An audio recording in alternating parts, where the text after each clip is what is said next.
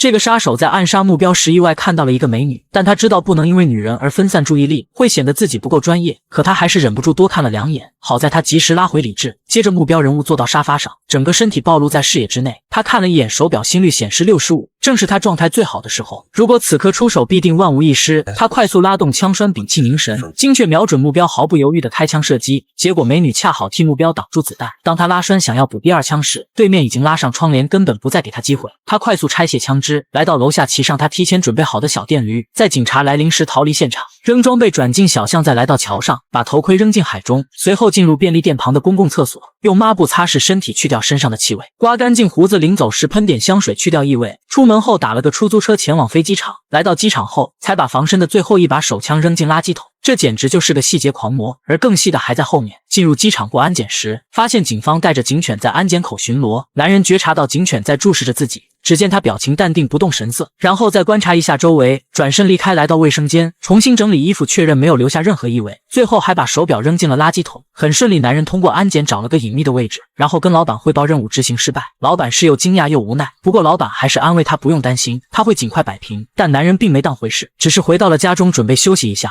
可凌乱的家具和随处可见的血迹让男人瞬间慌了。紧接着他拿起手机打了一通电话，可竟然得知自己的女友此刻在医院。男人没有停留，立刻赶向了那里。到了医院，他根本不敢相信眼前所见，女友被打得皮开肉绽。男人心疼地看着女友，而女友的坚强冲破了他最后一道防线。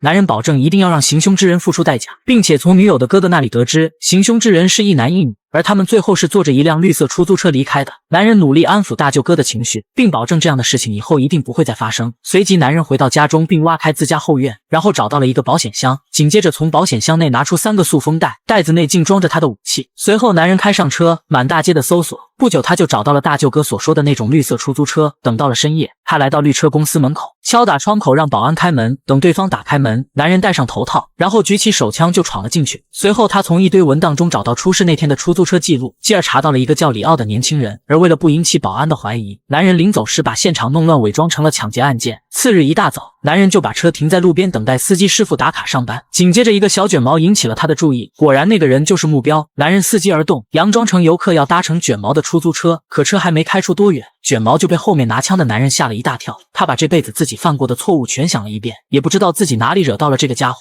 于是他把钱包递给男人，男人接过钱包，顺便提醒他3天前卷毛接过一个大单，而卷毛这才想起来，就在3天前，他从机场接过一位壮汉和一位女士，其中那位女士长得跟棉签一样，不过他只负责把他们送到郊区的一处私宅。到地方之后，壮汉就让他在那里等着，然后足足过了有1个小时，他俩才出来。说着，男人指挥卷毛把车停到了一个废弃工厂。卷毛不断请求男人放他离开，可男人有自己的一个准则，那就是不能同情任何人。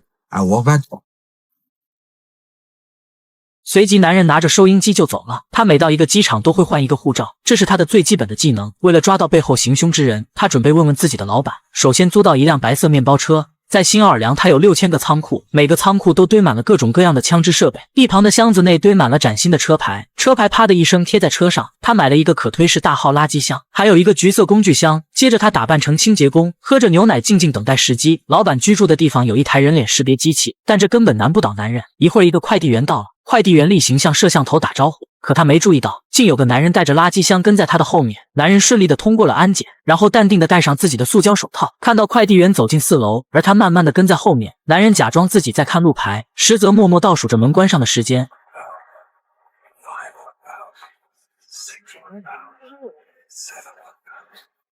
于是在快递员刚好关上门时，他赶紧上前观察一番，对方确实是自己要找的人。随后在快递小哥出来的时候，他低下头假装在喝水。就在门要关闭的前一秒，男人及时用脚卡住门缝，他默默注视着自己的目标之后，小心翼翼地拿出工具，举着枪就破门而入。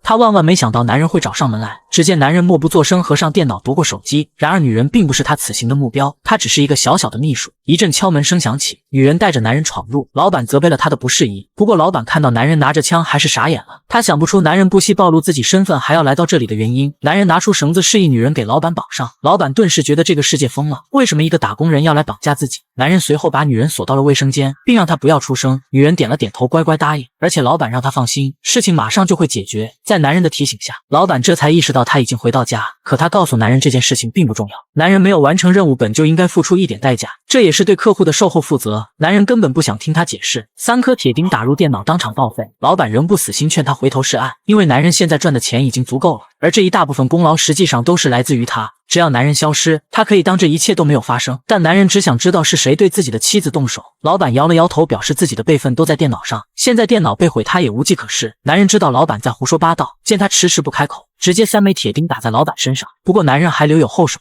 只要老板肯说出真相，他还是会帮他打求救电话，即便自己九死一生，老板还是守口如瓶，嘴里吐不出半个字。他拼了命想拿到手机，最后却挣扎地倒在了地上。细节控的男人赶紧从旁边拿过一张报纸，防止血液流到地上，可他还是失算了。3颗9号口径的铁钉，不抽烟的中青年人可以坚持6-7分钟，但脆皮老板不到2秒就嗝屁了。无奈之下，男人把提前准备好的垃圾桶推进来，打算打包带走。临走之前，他还有个人要处理，但女助理表示自己知道他们是谁，并且她希望男人能放过她，毕竟自己家还有2个小孩等着他去照顾。男人犹豫了，他知道自己绝对不能有同情心，但他在权衡之下还是决定放过女人。女助理走出门，一看到尸体就被吓晕在地上，男人可不管他，他自顾自地打包好尸体，随后将老板的尸体扔进垃圾桶。大大的箱体刚好可以装下老板的尸体。他处理完这一切后，却并没杀女助理，而是让女助理带男人去他家里。在女助理的家中，男人查到了他想要的一切。他得知了伤害自己女友的是一男一女。女人以为男人得到信息后就会放过自己，可就在他向楼下走的时候，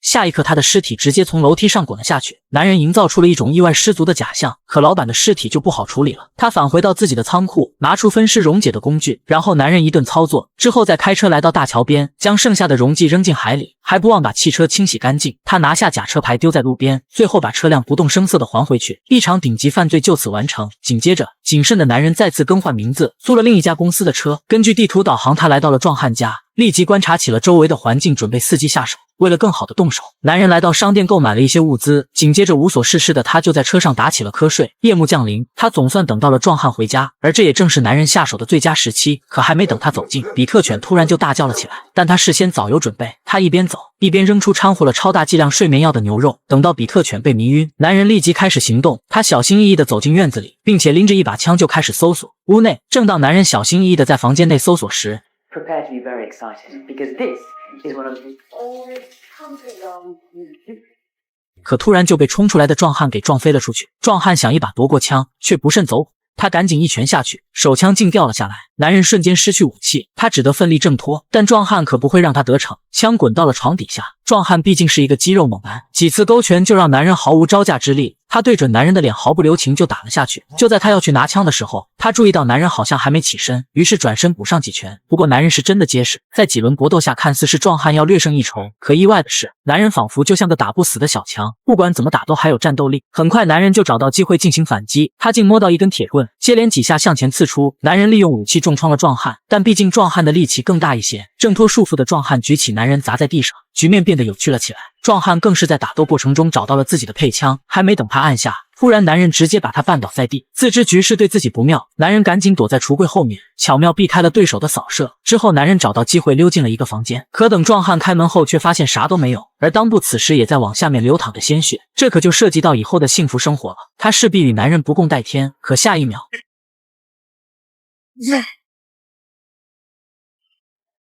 就在男人刚松了一口气时，突然发现比特犬冲了进来。男人看到猎狗过来，赶紧仓皇逃生。幸好在最后一刻，他把狗拦在了铁门里。紧接着，男人拿出打火机，点燃了酒瓶，用力一丢，把燃烧瓶扔进了房间。真男人从不回头看爆炸。还有一个女人没有解决，男人没等伤势痊愈，立即就来到了目的地，依旧是长时间的蹲守跟踪。等到后半夜才看到一个白人出现，他回忆起来，卷毛形容他像一根棉签，还真别说，这比喻很形象。男人不动声色地尾随在女人车后面，在等红绿灯时，他把枪对准了女人。可当他看到女人的侧脸时，男人却收住了手枪。只因男人为了完美谋杀，他有了新的计划。如果一个女人突然死亡，特别是这个女人没有遭到性侵犯，警方通常会把嫌疑人放在女人的丈夫或男友身上，那么男人就会有足够多的时间逃离现场。很快，男人来到女人的餐桌前，女人以为他走错了，急忙制止，但看到男人手中的枪，女人突然就认出了男人，知道自己命不久矣，但她希望男人能够礼貌地让自己吃完这最后的晚餐，并且女人辩论到，因为是你的失败，才引起了后面的一连串的后果。尽管知道自己会死，但他希望能够把事情讲明白。接着女人来到屋外，男人跟在后面，女人仍旧喋喋不休，希望能够在自己仅存的几分钟之内说完一切可以说的话。突然女人不慎滑倒，她希望男人能绅士一点扶自己起来，可下一秒只见此时女人的左手脱落了一把刀，这边男人不拖泥带水直接登上了新的航班，只因这一切的罪魁祸首是那个幕后的客户。他仔细搜查起幕后大爆的信息，谷歌显示对方是公众人物，所以他此行风险很高。不过男人并不打算就此收手，男人直接闯入公寓车库，不幸的是大门有高级密码锁，于是他拍下锁的样子就离开了。之后男人在暗网上购买了电子钥匙复印器，紧接着他来到黑市购买了一把手枪，顺带装上自己的消音器。男人拿出钱递给对方，但在对方询问是否需要弹药时，男人却拒绝了。接着他来到取货点，拿出一件包裹，原来是暗网的快递到了，这物流速度可真够快的。随后他来到健身房办了张会员卡，可在他路过保洁大哥的时候，男人却不小心被钥匙勾到了衣服。面对保洁大哥的疯狂道歉，男人表示根本并不在意。趁着富豪和保镖在健身，他径直来到富豪所在的更衣室，拿出泡司机准备好。男人快速用顺来的门禁卡打开柜门，于是成功拿到了房门钥匙卡。紧接着他在机器上一顿操作，复制出新的卡来，然后男人把卡放回到了柜子中，趁着富豪和保镖在健身偷溜了出去。这天富豪正在和朋友进行激情对话， for not having replaced you soon.